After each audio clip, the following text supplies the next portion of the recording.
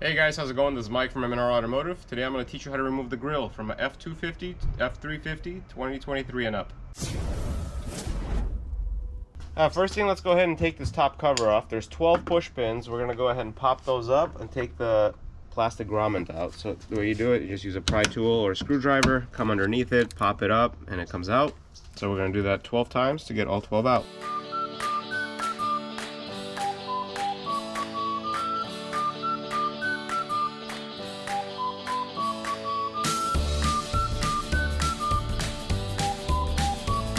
Pins off, we can go ahead and lift the top mat, maneuver to get around the hood latch. Alright, next thing we have to do is 1, 2, 3, 4, take these bolts off and 2 push pins.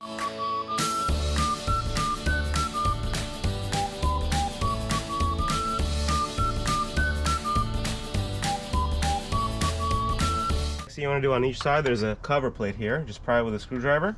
We're going to remove the cover, and there's a bolt hidden here, and that's what holds the bottom of the grill. And it's the same thing on the passenger side. Just pop the cover off. So now let's go ahead and take this bolt off. It's another 10 millimeter. Now that we remove these 2 bolts, let's see if we can continue unclipping everything.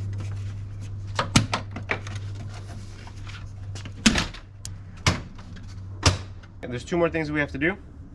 There is a camera that we have to disconnect, as well as a water source. So for the camera, there's a red button here. When you press it, you should be able to, it's on the bottom, it's right here. So when you press it, you should be able to disconnect it. And then for here, there's a ring.